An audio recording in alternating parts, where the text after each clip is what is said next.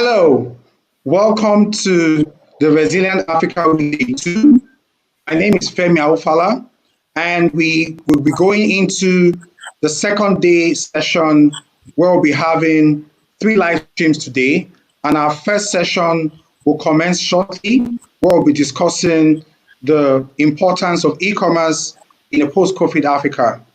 I will be handing you over now to my co-panelists and other discussants in this session who will deliberate on this issue with us and will also be able to have your questions at the end and also during the discussion. So please put up your questions on the chat box on YouTube and we'll be able to answer your questions. Have a good day and thank you. And over to you, Tosin. Good morning, everyone. Sorry. Yeah, it's still morning. Morning, everyone. If you're listening from Nigeria, and maybe good day to anybody else who's listening from a part of the world where it's already afternoon. My name is Tosin Ajose, and I'm the lead advisor at Deal HQ Partners. Deal HQ is an Africa-focused transaction advisory firm out of Lagos, Nigeria. And it's a pleasure for us to be partnering with the African Catalyst to present the e-commerce session at the Resilient Africa Week. Without further ado, I'll just go ahead and introduce my panelists who are going to be doing justice to the topic, how e-commerce will shape a post-COVID Africa. The intention is to talk about not the challenges of COVID, but the opportunities that are bound for Africa and businesses across Africa in a post-COVID Africa. So I'd start by introducing Bumi Akinyemiju, who is the CEO of the Venture Garden Group. We also have with us Binro Dara, who's the CEO of olist.ng. And last but not the least, we have also with us Olayinka Odumbaku, who's the country director for More for Africa, Kenya. You're all welcome. Thank you so much for joining the session. So without further ado, we'll just go ahead and talk about what it is that e-commerce is and the opportunities that are bound for Africa after this pandemic is over, and how we can position ourselves as people who are stakeholders in this e-commerce community to benefit immensely from those opportunities. So my first question will be to all my panelists, and we all know that the pandemic has hit all the countries of the world. But one of the benefits that a lot of people have touted as coming out of this pandemic is that it has given a very major lift to e-commerce, especially in Africa. And on account of the pandemic, Africa has now recorded significant growth in the e-commerce market. Many consumers who before now saw e-commerce as either expensive or an exclusive reserve for the elite are a bit more open to adoption of online shopping or other e-commerce solutions that are available, majorly for health and safety reasons, during this period. So my question is, this growth that we see in the e-commerce community, is it a fluke, or do we expect it to last longer than, the pandemic period? Are we expecting to see that this growth is sustained post-COVID Africa? I start with you, Bumi. Yes, good day, Tosin, and thank you for having me on. It's a pleasure to be here, and conversations about e-commerce are very apt at the moment, right? Because all over the world, especially during the lockdown, even people who haven't experienced e-commerce before are now a little more open to it. So globally, some of the biggest beneficiary of this is a company like Amazon, right? So that's sort of the best example that we have, right? And so I think, as we have seen, e-commerce has grown. The question is, that growth, what does it mean to the common person, right? What does it mean to the ecosystem and the value chain around the e-commerce sector? But for me, I think it's here to stay. I think it's here to stay. The way human behavior works, they talk about how to build a new behavior takes, 21 days or something like that. And so after 21 days of, making your first order, second order, fifth order, it arrives safe. Money was not lost along the way. When you need to make a return, it happens. I mean, first time, second time, then all of a sudden, I think people become a champion, right? They change behavior. So for me, I think it's here to stay. I think it is now really about the quality of service to improve. I think it's now really about capital to flow into the sector, so that the required infrastructure can be built. I think it's about entrepreneurs, more entrepreneurs springing up, creating solutions across the whole value chain. So I think as long as the quality is improving, there are more entrepreneurs and more innovation, there's more capital, and government, right? Government creating more, ease of doing business type of, initiatives to help these digital companies to be able to, set up their companies faster, get a license required very fast, be able to, move their bikes or trucks or aircrafts, logistics faster. So I think there's a role for everybody across the ecosystem, because this behavior is here to stay. But if we do not facilitate and fast track those things I'm talking about, then I think you could get a case where people look at, me just going out to shop, myself, or shopping online, and then they go back to the old behavior if you don't see that constant innovation the way that we have seen in different parts of the world. Okay, thank you so much, Bumi. Benro, what do you think? Do you also think that it's here to stay? And do you think that there are any cultural inhibitions that will not allow this be sustained post-COVID Africa? I absolutely agree with Bumi, and thanks to for having me. So what COVID has done, I think, has made a lot of users reevaluate priorities, reevaluate their preferences, and over the last couple of months, everyone has reevaluated their need to actually go out and purchase things directly at the shop. It's also heightened some kind of new behavior, especially in Nigeria. Now everyone is more health conscious.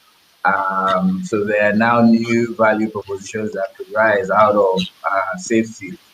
For example, now every time I go out to buy anything from the grocery, all the nylons are disposed of immediately. I sanitize every item one after the other. That never happened in the past. That's a new behavior that has been introduced by the COVID virus. So you would see new value propositions being built around this scenario. It's not just the one I painted, but there are various scenarios. People now having to work from home. There's a lot of scenarios that sort of have supported this behavior. Also, we've seen significant increase in specific categories. For example, in the health sector, like I said, people are looking for specific kind of items.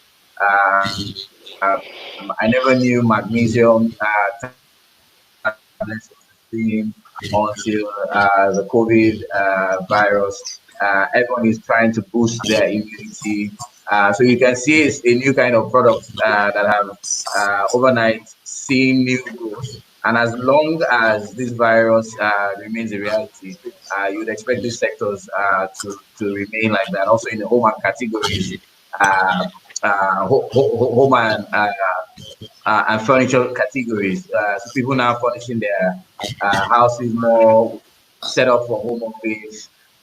So you would expect this category to see sustainable over time. However, sustainability will depend majorly on the player's ability to deliver continuous value, like Bumi said. So if the value of e-commerce is not such that it meets the needs of what the people, of what the users want, it can't be sustained. If I order for an item and it's a wrong item that is being delivered Yeah. or multiple times, if I find it hard to return and get my refund, stuff like that will be the limitation, and which has also been part of the limitation over the years in e-commerce adoption. So I believe that its sustainability will depend on merchants, platforms, their ability to actually deliver on the value propositions that they offer.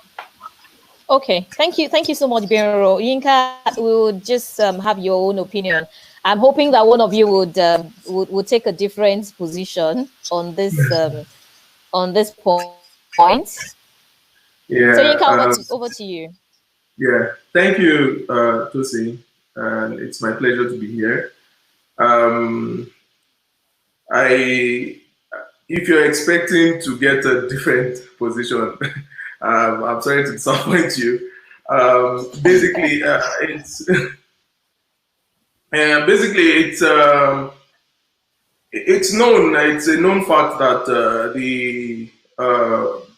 the pandemic has led to increase in e-commerce activities, and then more people are coming online to make purchase. There's no doubt to that.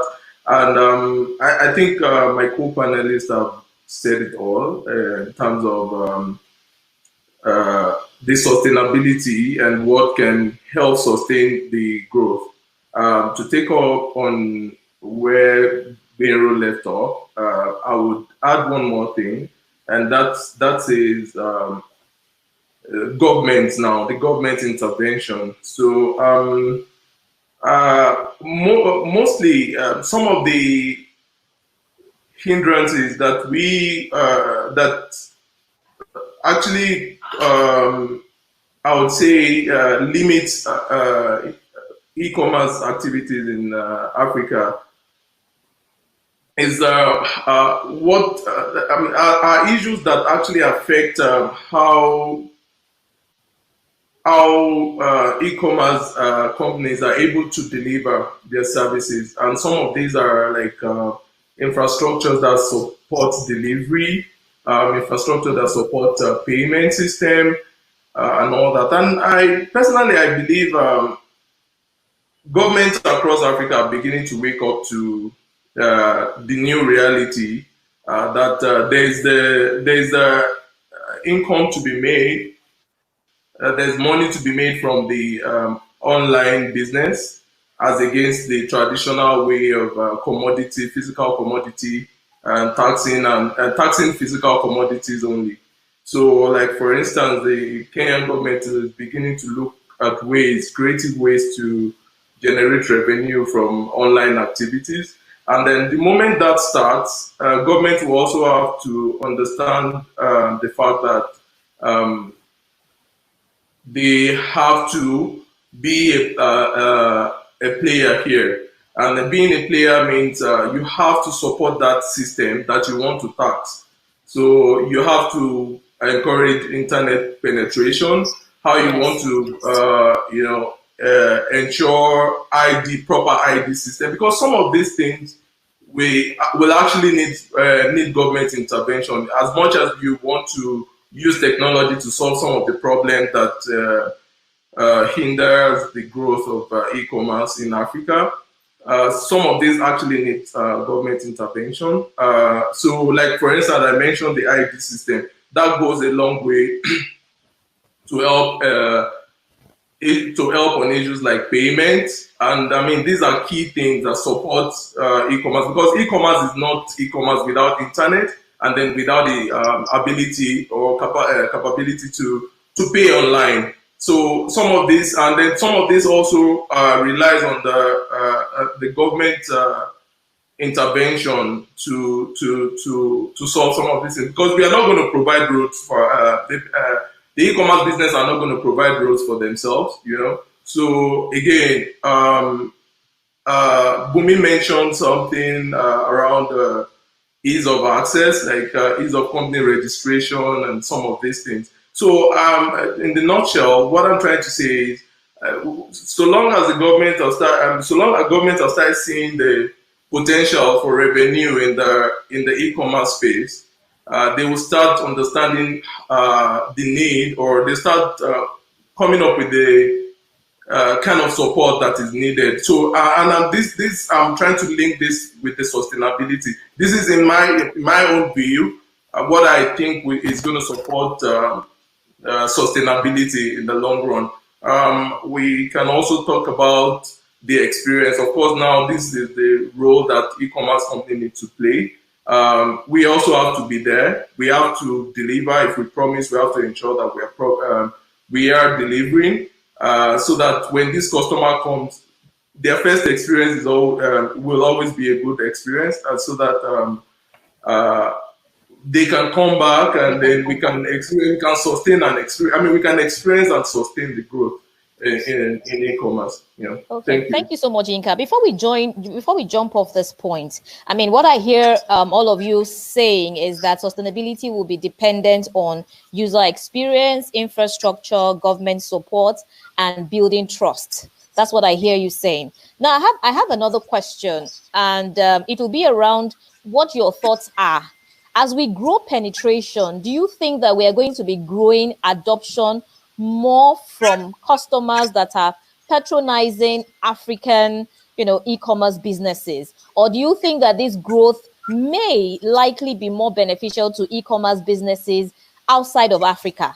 Because, I mean, I find that in my personal experience, sometimes I have a better, experience when I shop online abroad than when I do in Nigeria. So what's that? How do you think that this affects the growth of e-commerce in Africa? Should we be threatened by the Alibabas and the Amazons, or how do we ensure that we convert these opportunities for the e-commerce businesses that are out of Africa? So I would just take 2 minutes each from each of you before we move to the next question. Let me start from Benro and then Bumi and Yinka. Benro.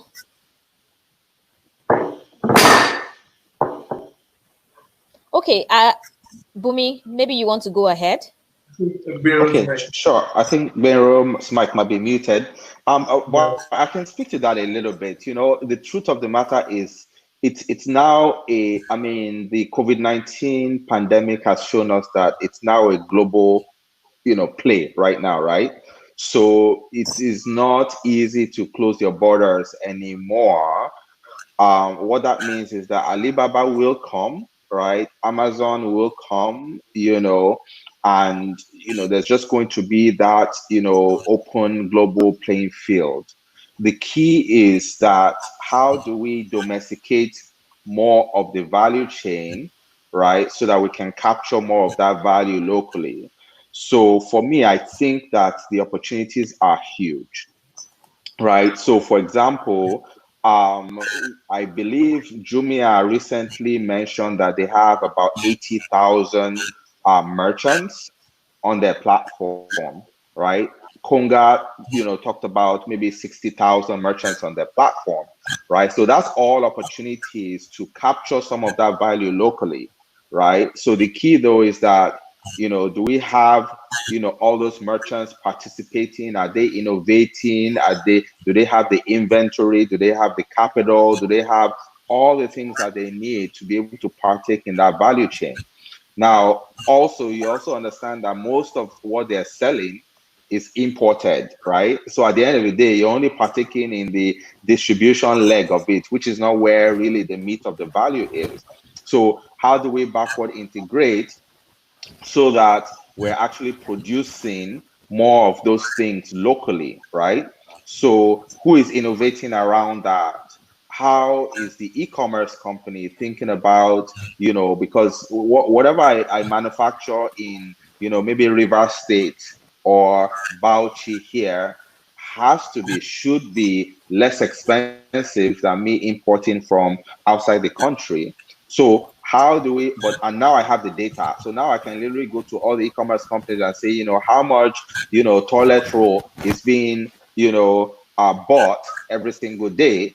And then essentially make sure that there are enough entrepreneurs who are creating the manufacturing plant, and there's enough merchants who are selling on this e-commerce side, so I really think that, the onus is on us, as a country, as government, as entrepreneurs, as venture capitalists, to kind of just look at what the data is telling us, especially on the back of the growth that we're seeing right now, to just, innovate. And I think if we do, really some of that value can be captured here, even though the global players will always, be there. But I think that we can capture a lot of that value, by doing some of these things. Thank you, Bumi. Benro, over to you. 2 minutes, please. Let's keep to 2 minutes.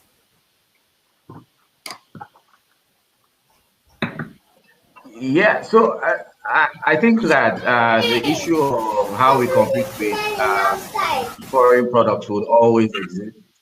However, we need to realize that, especially now that Forex, the Nigerian value to the dollar sort of dropped in recent times, what it has done is that now allowed local goods be more competitive. So before that, dollar was EG 360. It could have been cheaper for you to import some kind of goods. But now, with dollar being 450, 460, it's a bit more expensive, and now becomes a bit unrealistic to import some kind of goods.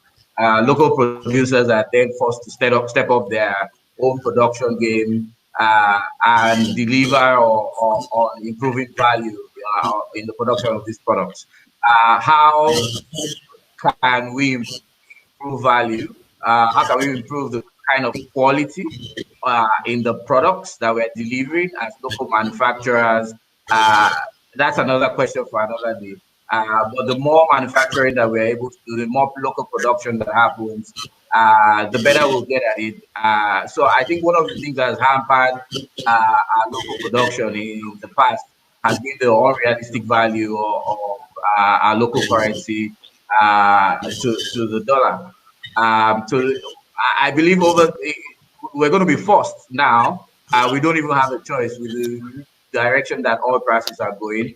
And then local manufacturers will be left to sort of just step up their game. So fingers crossed, and we'll see how that processes in the next couple of months. Thank you so much, Benro. Yinka, quickly, please. Yeah. 2 minutes. So I'll take a position that what we need to first look at what e-commerce is about and what problem it's actually solving. And I would say basically when you talk about shopping experience or buying online in Africa, and then when you buy online in other parts of the world, and the kind of experience you get. So basically, it's about access, right? So customers want to have access to products that they are not able to get maybe physical. E-commerce is all about. If you look at what we do at Mall for Africa, we give access to customers to be able to buy from some of these stores. So now what we have done is to bridge all the gaps. So usually this same customer, this experience that you talk about, the major problem that people experience, payments, logistics and all that, we try to put all that together and give that access. So, and we are also trying to do that the other way around. Bumi mentioned the fact that it's becoming, it's obvious now that it's a global village. You can stay somewhere and get what you don't, what you are not able to do. So Mall for Africa, we're also getting into that space where we're giving access to people abroad, like in the West, basically, access to buy from the local merchants in Africa. So the idea is now that local merchants in Africa needs to up their game to ensure that they have standardized product that fits and is able to be sold abroad. So what is happening here is that e-commerce or businesses are putting technology in place to come and solve this problem. It's now up to us to really, show that we have what it takes to be to sell ourselves out there to the rest of the world. So I would still say the experience would get better. People would understand. Every business now would understand the need to up their game and then ensure that customers get the best experience, regardless of where they are shopping from. Hello. So much, Yinka. Thank you so much for your contribution, Yinka. So let's talk about building trust. And I'll direct this next question to Benro. Pricing is one of the issues that keeps a lot of people from adopting, e-commerce, especially in the African continent. There's a mindset that, purchasing products or procuring services on e-commerce platforms are typically more expensive. And I think, I was in conversation with a friend of mine who has some e-commerce business the other day, and we're talking about the fact that a lot of people from Africa like the idea of bargaining, of being able to knock off a few pennies from the cost of a product. And that in itself is one value that would keep them away from, adoption of e-commerce. So my question to you, Benro, is that, people think that that e-commerce deprives the customer of the privilege of bargaining, and that necessarily it's not cheaper than, maybe going to the open market or, attempting to buy products or procure services directly from the service provider or the seller. Do you think that e-commerce is delivering comparable or cheaper product or service pricing in Africa? What's your opinion on that?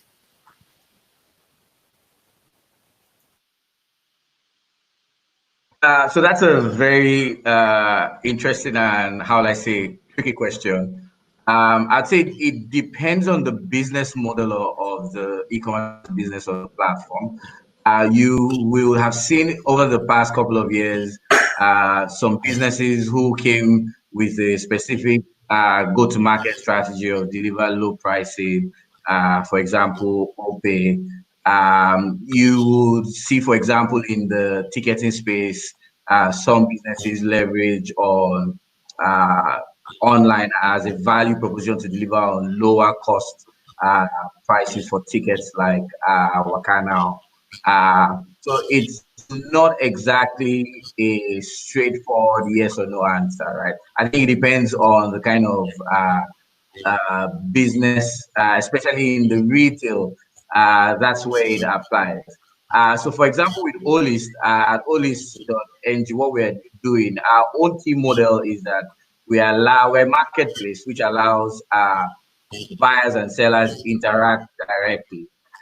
So as much as possible, we try to allow that conversation thrive between the SME owner or that guy who's just selling on the side for a side gig.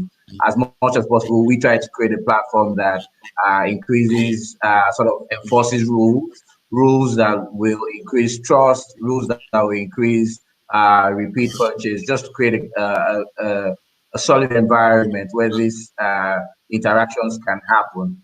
So some platforms do allow bargaining to happen in some kind of way. I would say straight up e-commerce retail platforms may struggle with this, where they are just selling the regular items that can get easily out there. So it's really a value proposition and the customer segmentation, the customer segment that you are playing.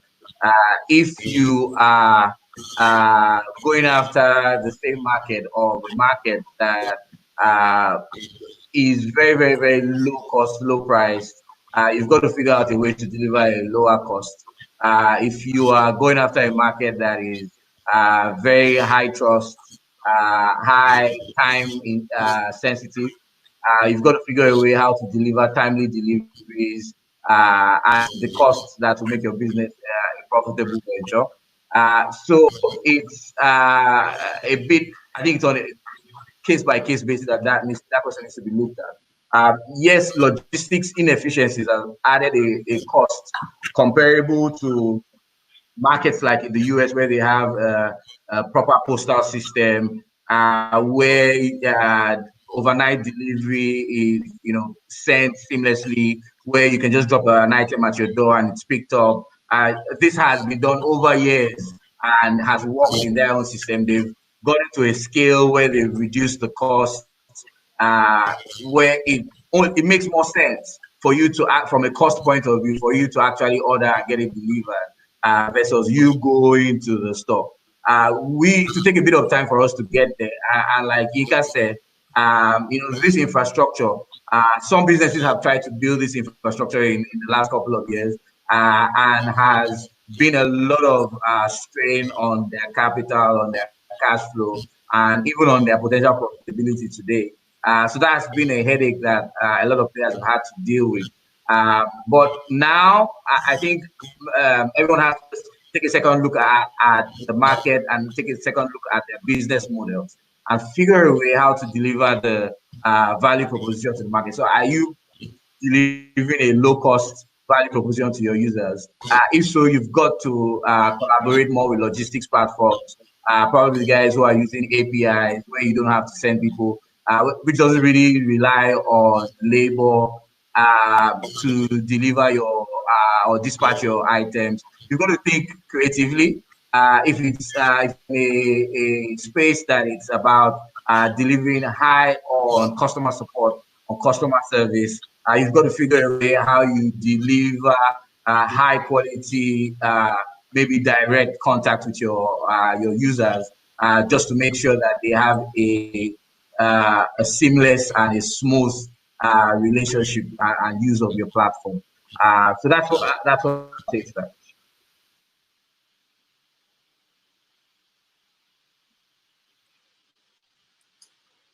Tosi, I think your microphone is muted.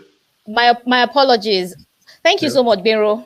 So what I take out of that is, in spite of the boundless opportunities, the players in the e-commerce community in Africa still need to ensure that they are positioned to be competitive with all their other, competition from across, the world.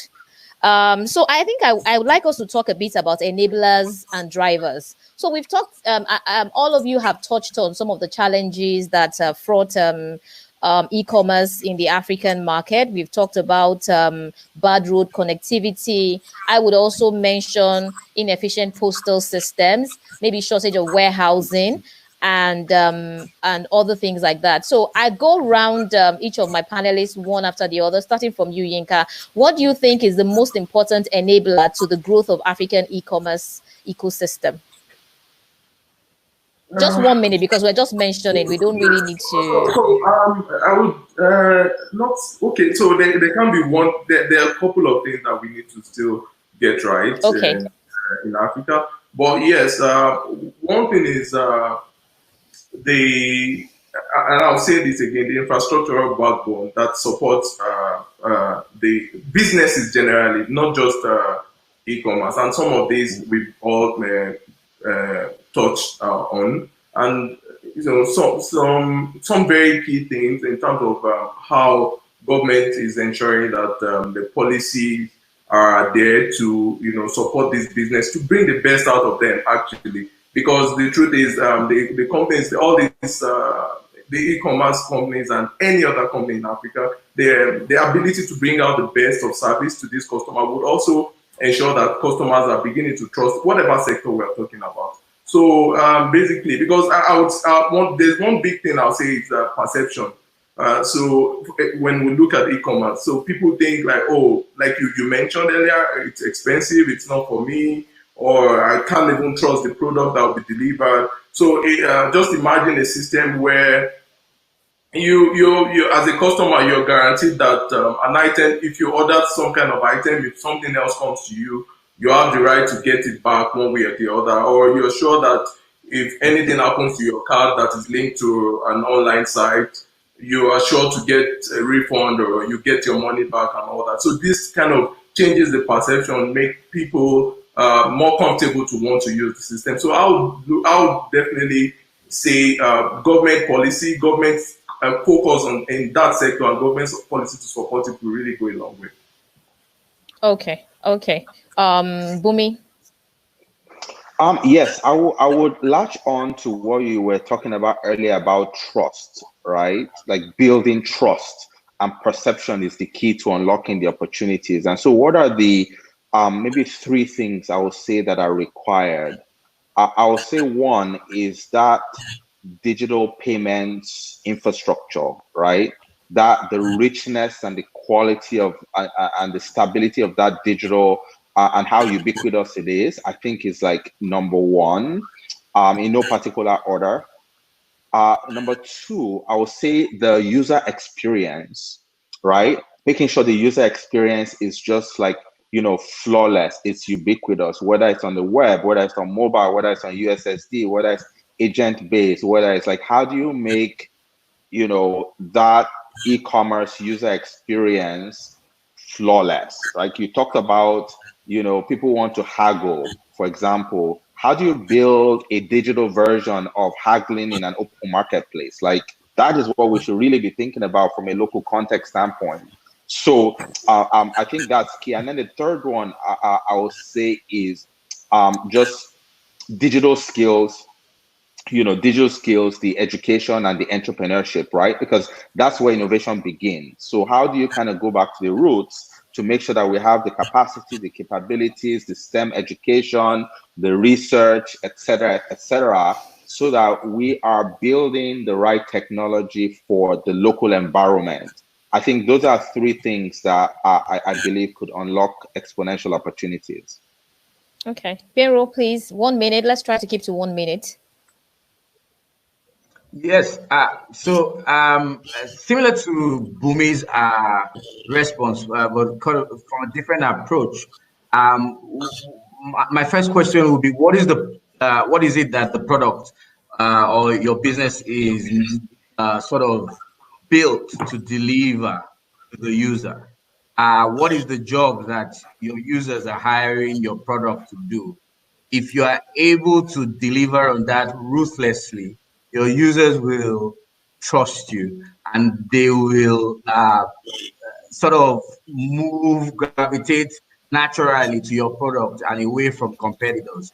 So it has to start from a point of identifying top three things that your users are hiring your product for, and figure out a way to set up your operations to deliver those things ruthlessly. And also, that comes with a lot of monitoring and tracking and close user feedback, user engagement. So I think that's the way to develop trust for any kind of business, any kind of e-commerce product in a nutshell, in kind of a generalistic way. Okay, so before we go on, let me just mention that for our participants, please keep your questions coming on the live chat platforms. At some point in the course of the conversations, we will take a couple of questions. So please, I'm already seeing some questions, coming in, but keep the questions coming in, and we will take them just before we wrap up the session. Thank you. Bumi, let's delve a little bit more on payment systems. So the level of digital payment penetration in Africa remains painfully low. And I think earlier in your conversation, you had mentioned, something about, that being one of the factors that would enable, the growth of e-commerce in Africa. So my question is, what can we do across the continent to ensure that the interrelationship with e-commerce and digital payments are straightened out, and that the payment systems continue to enable us to have a seamless experience when it comes to e-commerce?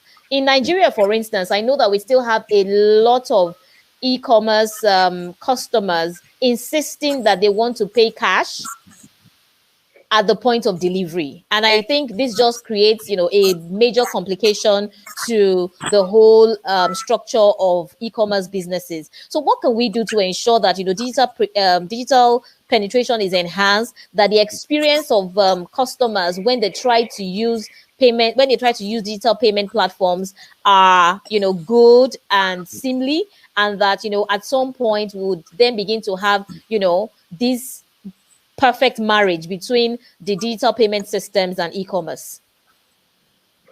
Yeah, thanks, Tosin, for that question. And I think really we have a big opportunity here, right?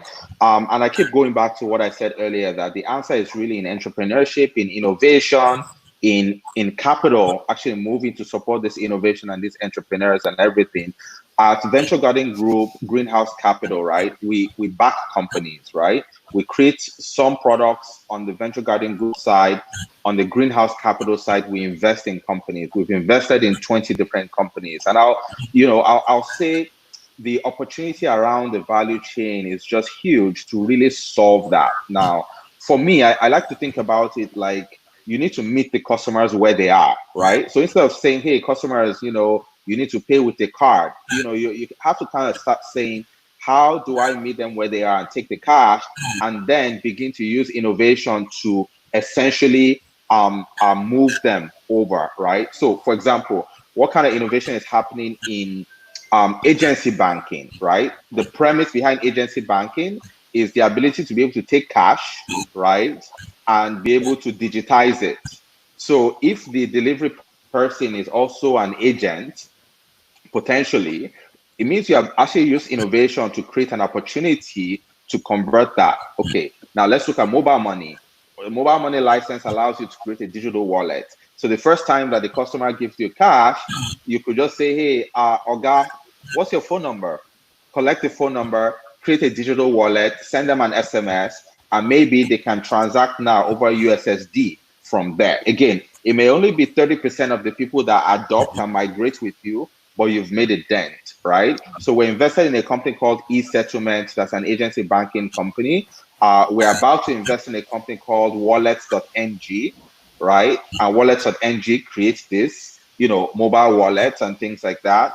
We're looking at an escrow company, right? So can you create escrow? Because the person who is not using their card because they're afraid is because they're not sure that they'll get the kind of good that they want or that you will honor your return policy. So they're like, so I think all of these things kind of interlink.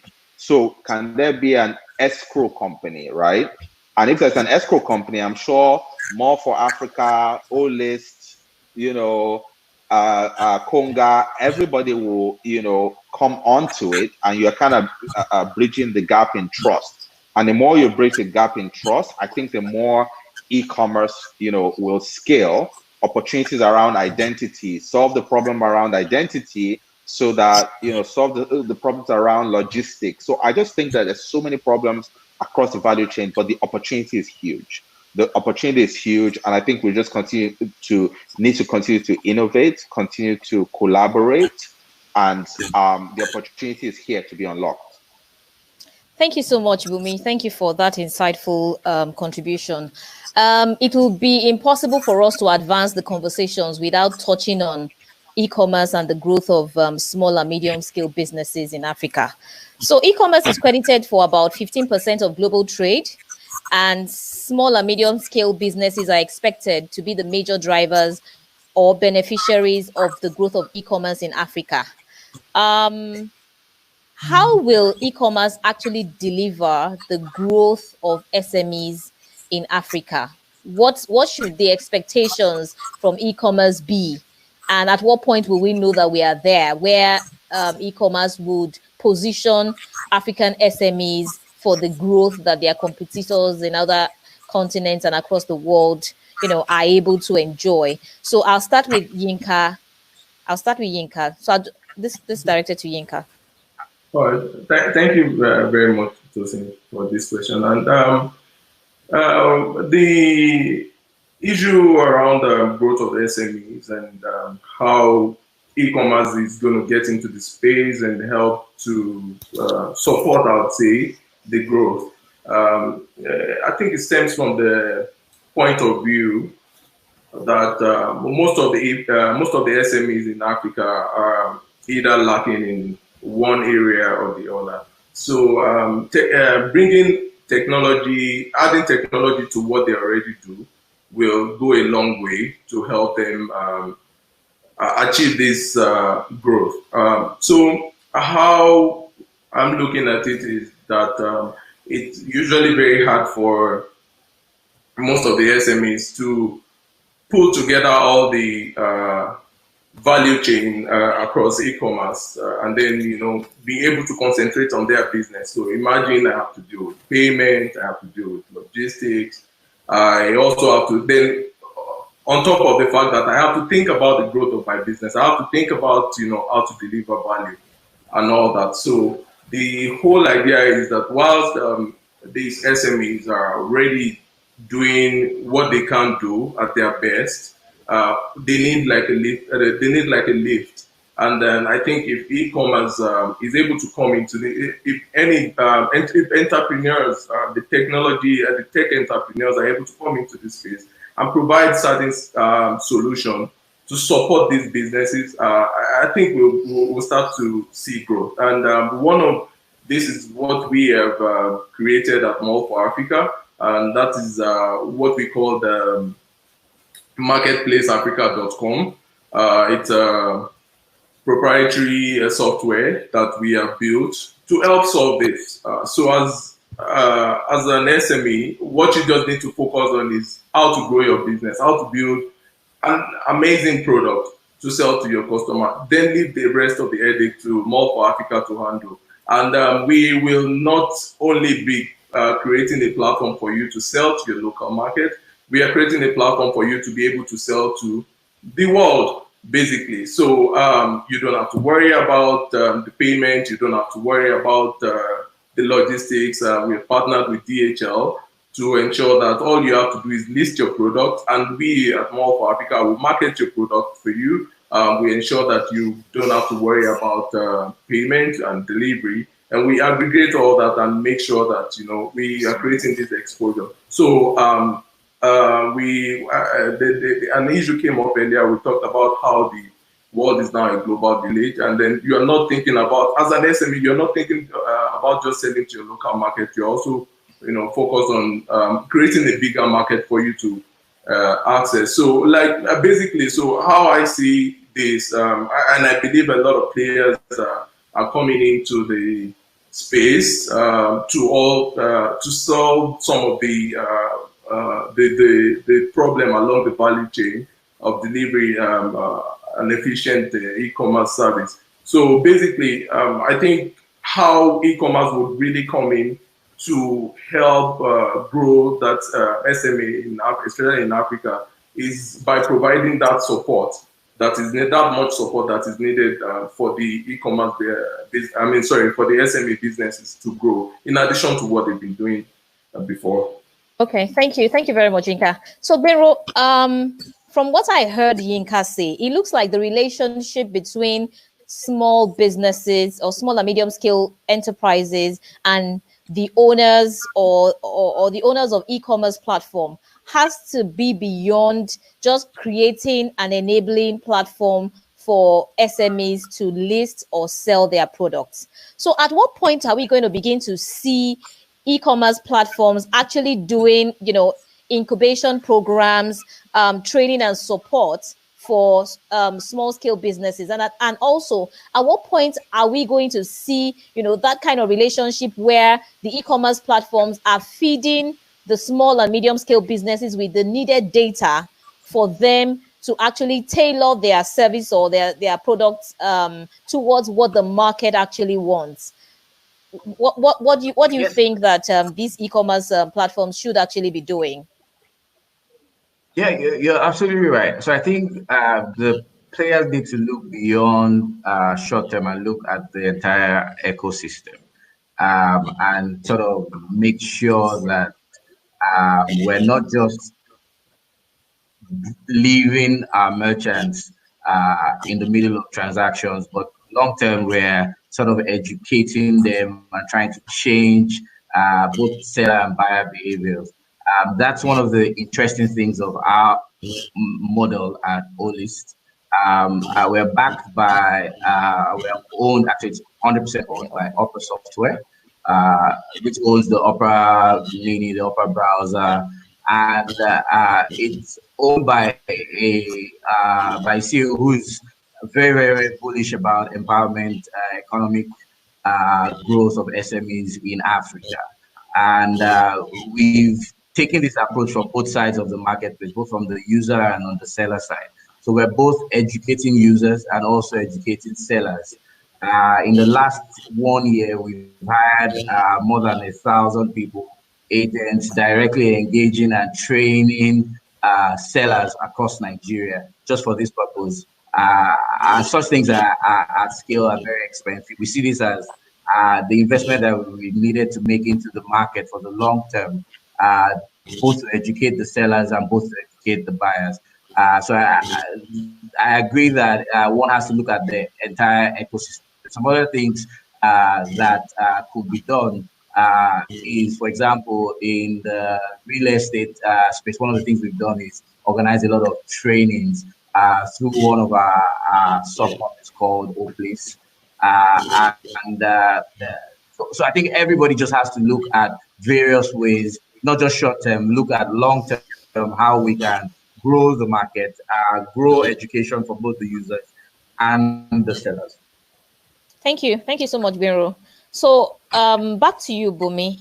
Can you tell us, in your own opinion, what kind of skills you think that the African entrepreneur needs to acquire to benefit fully from the dividends of e-commerce and global market penetration? What kind of skills does the post-COVID entrepreneur need to have to be able to be better positioned to earn, the benefits of the growth that is anticipated in the e-commerce marketplace post-COVID?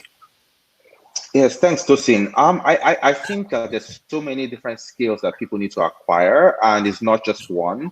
The key thing is for you to know your area of strength and capitalize on it. So, for example, if you're an engineer, right? So how do you make sure that you are up to date on the right languages, programming languages, and the cloud infrastructure? So I would say, investing time on, AWS type of skills, right? So DevOps skills, Azure, Google Cloud, and those types of things. There's a huge opportunity there. Just because, years ago, 10 years ago, it might take you 3 months to build a product or an app. These days you can do it in 2 months. The difference is, do you know how to leverage the services that exist already? So that's on one side. If you're an engineer, if you are a product manager, you have aspirations to be a product manager. We also need way more product managers that we want. To me, actually, that is the skill that is in the highest demand in my mind, right? So if I have a child today, I'll be saying maybe you should be a product manager. If you have a child that's thinking about career, right? Because a product manager, must build this discipline around engaging the customer, design thinking, right? Saying, what does the customer want, and how do I make sure that we're actually delivering a solution to meet that customer need? As simple as that sounds, it's actually one of the hardest part of innovation. So that's the second area that I think is in high demand, right? The third one I'll talk about is data analytics, right? Data analytics, because I like the point you made earlier, right? What's the relationship between this platform, this e-commerce platforms, and the different merchants and small businesses supporting them? How are you curating that data, and what is that data telling you? Data is always, especially high velocity data, right? Jumia had I think 11 million visits in May. That 11 million visits, right? What is that telling you? Where are they coming from? What are they searching for? What is their preference? What's the price point, etc., etc. The skills to harness that data and crunch that data and put it in our language or Python or whatever, to be able to draw out insights, then collaborate with your merchants to say, hey, how do we serve the customer better? Collaborate even with manufacturers and say, hey, this thing is in high demand. If the price moves from $5 to $3 because we've, produced it locally, all of a sudden the scale of volume and demand is going to triple, right? So the skill to actually make that determination and grow the pie, I think all of those things are kind of, missing. And fundamentally, the last point I'll make is just the general skills in terms of just entrepreneurship. We need more entrepreneurs, and that is what we do, right? We back entrepreneurs, we invest in entrepreneurs. Like all these products that I mentioned and companies I mentioned, they're just people that we meet, and we think that the entrepreneurs are sound. We think that they're solving a very important problem, and they ask for capital, $100,000, $500,000, and we back them because we see that the potential is there. So I think there needs to be a lot more venture capitalists in this space. There needs to be a lot more entrepreneurs, and there needs to be a lot more of these digital skills that we build. Thank you, Bumi. So we really, really need to wrap up. It's been such an interesting conversation. I haven't even noticed that we are completely out of time, but I want to give each of you the opportunity to wrap up. And I'm going to be asking 2 questions as we wrap up. So the first one is, how do we build trust with the consumer in the African e-commerce community? How do we build trust? That's one. And then the second question is, what is your definition of a resilient entrepreneur in the e-commerce space? What do you want to see in that resilient entrepreneur, especially as we go into, we map our way out of this pandemic into a post-COVID Africa, where we have all agreed that, there will be boundless opportunities, especially, for players in the e-commerce space. So I'll start with you, Yinka, and then we go to Bumi, and then Benro would finally, give us his opinion on this. And then we take questions from the participants across the platforms. Okay, thank you. Over to you. Yeah, thank you, Tosin. So the issue of trust, I think it's dependent on the other issue you have raised, the resilience of businesses, the e-commerce businesses. So what exactly are we doing to ensure that we put the customers first, so that whatever it is that we are promised to deliver is what we are delivering. So that's where the issue of trust, because like you said, people just want to be confident that when they go online, put their details online, try to look for something they want to buy, they are getting exactly what they are requested for. So what I'll say basically is that it's more onto the businesses, the e-commerce businesses, basically, to put out their best to ensure that we are delivering as we are promised the customer. So I think in the area of trust and perception, that's very key. It's more up to what the e-commerce companies or businesses are doing out there to ensure that we are delivering exactly what has been requested of us. So yeah, that's just my point of view in that area. Okay, Bumi.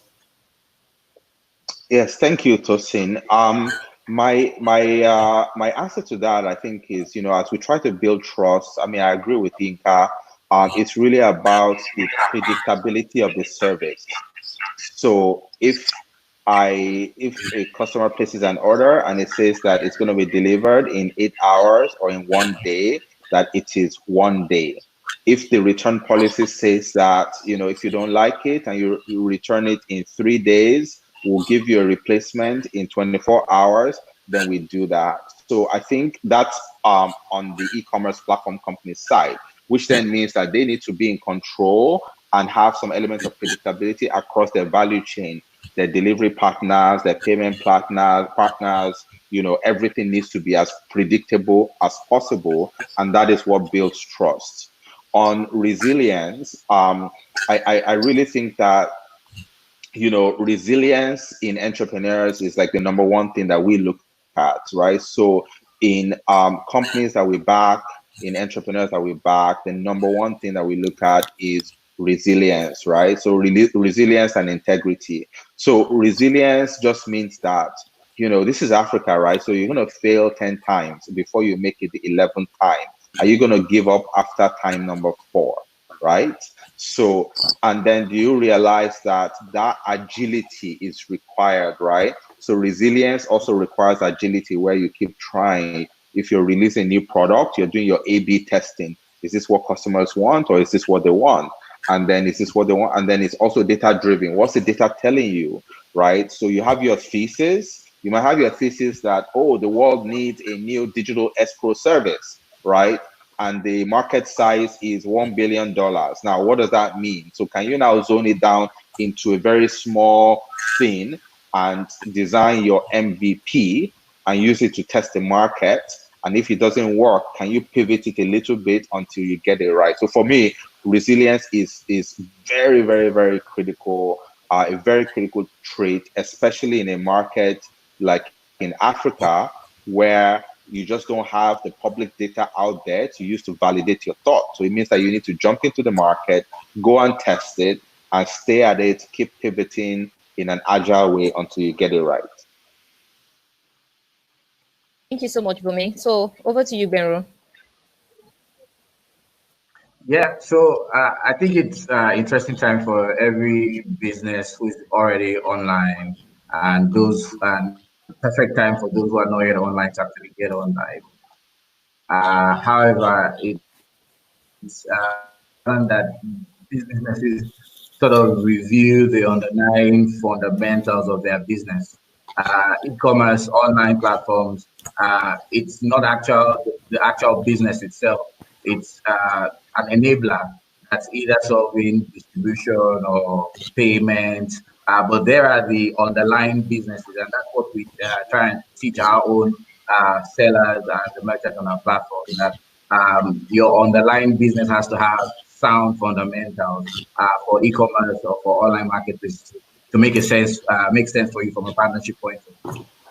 So I think that's one opportunity that everybody needs to look at, and that will help the sustainability. Also, I think that they also need to look at the customers that they acquire as not one-off transactions, but a lifetime relationship, and actually try and deliver value to them over that entire lifetime.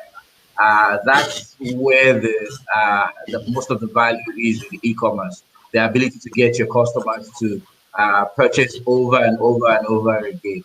So I think that this is a huge opportunity for all SMEs, all business who are online, to review how they are engaging their users over the entire lifetime of their product usage. Re-engaging them over and over again, just to make sure that they are actually receiving value from that product that we're delivering. So yes, I think that's how to deliver sustainable value going forward. And that's one thing that we're working on with our partners, our SME partners, to ensure that their underlying business fundamentals are solid, and also that they are very customer service driven, to ensure that long term, over the lifetime of the customers that we acquire for them, that they are happy to deal with it. Thank you so much, Benro. Thank you so much. So we will take a few questions. We have quite a number that is being pasted on our live chats, and we won't be able to take every one of them. I apologize. There are quite a number of them, but we will just speak about 3. And the first question from Dr. Simon Ajeniya is directed at Bumi. He says, while local production sounds great, the issue of competitiveness remains too. I think there's an error there. Will that backward integration not create a glut of some sort in the market. So I guess he's talking about if everybody in local production begins to backward integrate, would we not get to a point where there will be a glut in the market? Bumi, this question is directed to you from Dapo Simon Ajeniya. Sure. Hi, Dapo. Very simple answer, and the answer lies in data. It's data. So you're not going to go into local production on something just blindly and just like massively. The data is talking to you, right? And that's why I mentioned earlier that we need to develop the skills to be able to interpret data, machine learning, our language, artificial intelligence, database architectures, cloud, Amazon, Google, Azure, those types of things. Once we have those skills, the data is talking to us. I mean, it's really, we have 169 million mobile phones, right? In Nigeria. I just mentioned earlier, we have 11 million visits to Jumia, in May alone. All the social media, right? How many Instagram sellers do we have out there? People who are selling shoes or socks or hats or glasses, on Instagram. So I think if one has access to a lot of that data, and then you use that data to say, where do you have the assets locally to be able to manufacture and produce, and then replace the importing, you just essentially grow the market, right? You grow the market in an exponential way. And by the way, these are things that you could never do before offline, because you just can't get that data. So the benefit of all these online systems is you actually have access to the data, and then I think you are going to just be very strategic in how you backward integrate. Okay, thank you so very much. The second question we'll be taking is from Wolfgang Karg. I think he's logged in from Germany, and his question is directed to Yinka. He says, hello, is Mall for Africa going to compete with Amazon and Alibaba in Africa, or will they be cooperating with them? Oh, okay. Thank you very much, Wolfgang.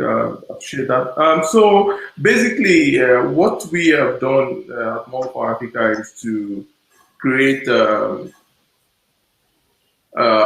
business by African for Africans.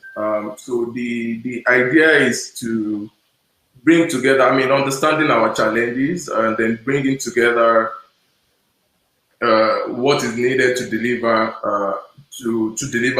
efficiently to our customers, to African customers, basically. So what I can say is that we see ourselves as more of cooperating to ensure this efficient service delivery as against competing. So at the moment, Amazon is one of our biggest merchants on the Mall for Africa platform, and then we actually collaborate at the moment we collaborate, we share data, we do a lot of things at the back end to ensure that Amazon products are currently being delivered to customers across Africa. So to answer your question, I would say we will be collaborating more to ensure efficient service delivery as against competing. So because if you look at the way we are set up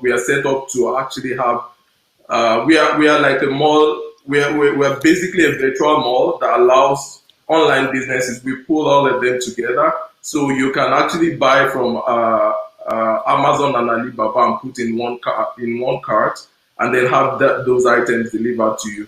So we are an integrator. We create this ecosystem that ensure that all these online businesses are in one place, and then you can just look through it and then get all you need to do and put everything in one basket. So if you the short answer will be that we will collaborate more as against competing with this brand. Thank you. So I'll direct the next question to Binro. So we have Adewale Omojowo, who's asking, could there be any relationship between e-commerce and healthcare? And yes, and if yes, how can that be scaled up? Binro, over to you from Adewale Omojowo.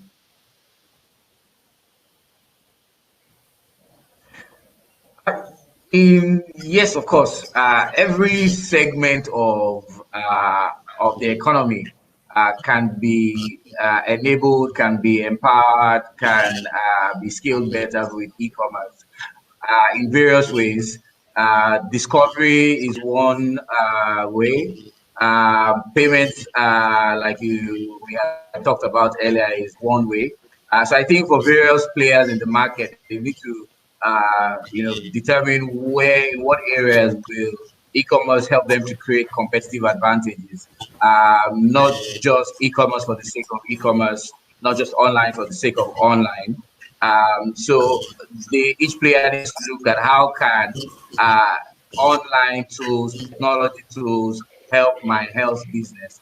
There are some players already in the market that are using innovative ways to help to scale health services even better, especially now in time of COVID.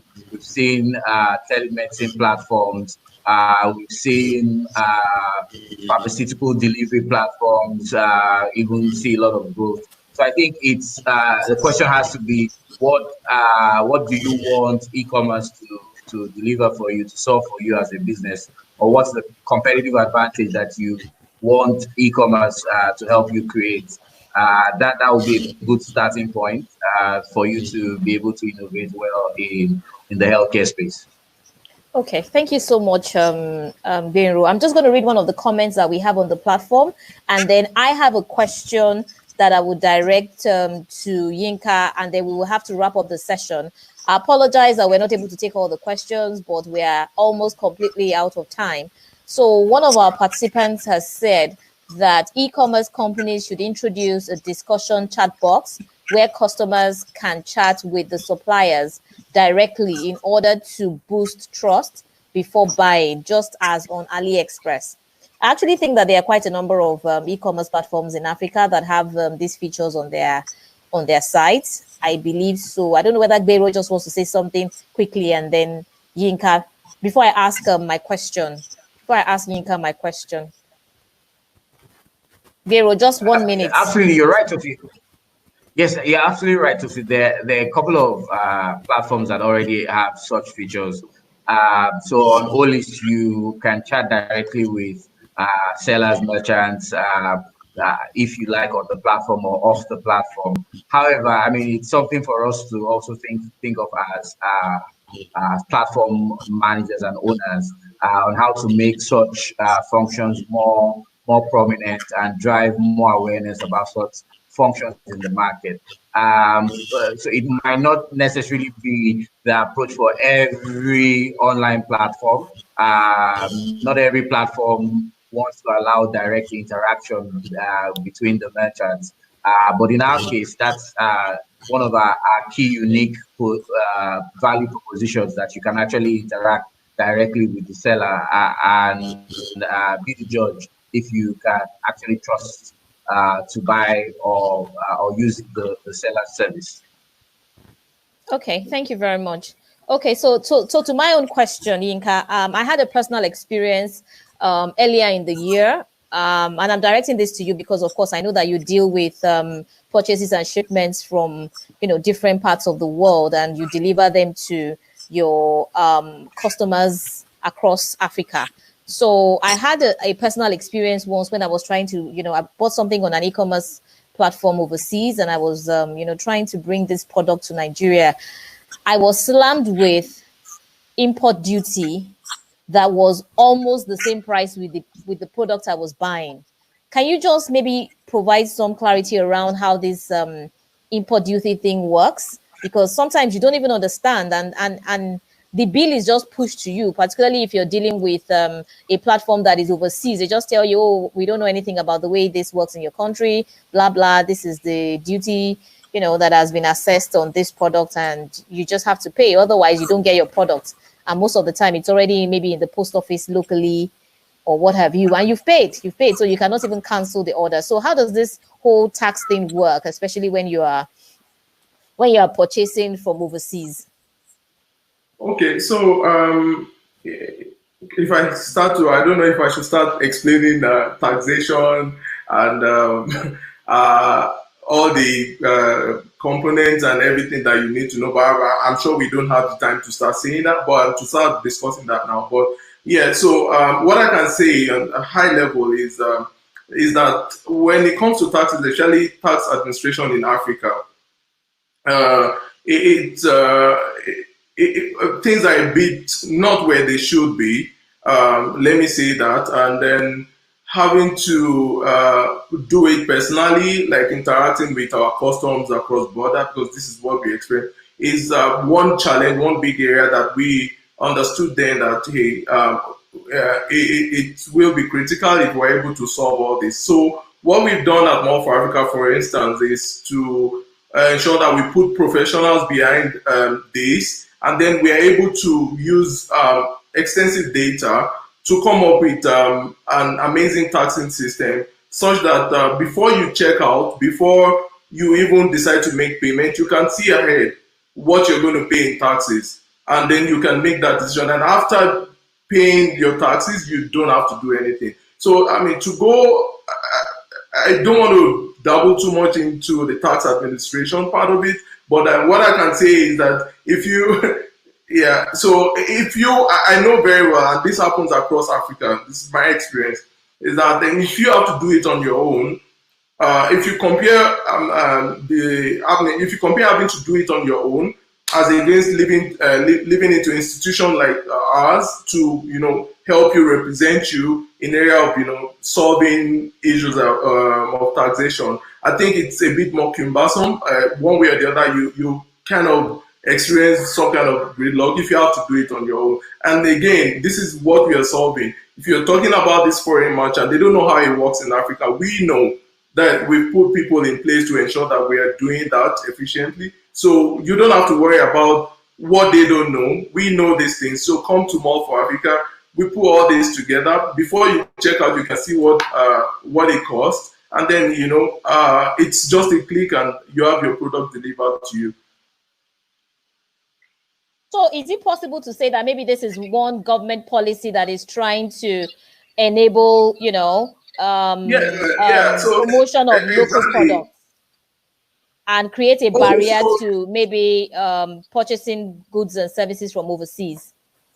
Could it be? So basically, the way what I'll say in that regard is that customers want to consume goods, right? And if you need to consume and then the government is taxing it, it doesn't necessarily prohibit that purchase. If you really need to get that item, I think it's just imposing certain constraints or limiting your ability to consume a good. So yes, I understand that governments across Africa are imposing taxes to help local businesses. But again, how are these governments encouraging the local businesses to give you the service? Because the truth is, in the long run, I mean, to provide this product, because the truth is, in the long run, you need to. So let me just put it into perspective. If you're in Nigeria and then you need this glass cup, and you can have access to it, and I'm in Kenya or I'm in the UK, for instance, and I can do this. So we're talking about quality of life. We're talking about, and this is part of the things that the governments are there for. So our government really encouraging the local merchants or local producer or local manufacturer to ensure that they give you, they provide this, they're able to make these products available. So long as these are not this kind of support are not there, I don't think it's necessary for government to start using taxation as, tax is a growth policy as against a limiting policy. It's not a penal one, so yes. It's not necessarily a penal policy. So that's the way I would frame this. Okay. Thank you so much, Olayinka. Thank you, Bumi. Thank you, Benro Dara. It's been a very interesting time. And I must say thank you to all our participants across all the platforms. Thank you for making the time to join the conversations. Thank you for the very engaging comments and questions that you all sent through. I think we are almost completely out of time now. We need to make room for the next panel session to start. Thank you so much for being a part of the Resilient Africa Week. It's been my pleasure hosting this panel session. Again, my name is Tosia Jose. I'm lead advisor at Deal HU Partner. Thank you, everyone, for joining, and have a very beautiful afternoon. Thank you. Thank you. Thank you, Tosin. Thank you. Thank you.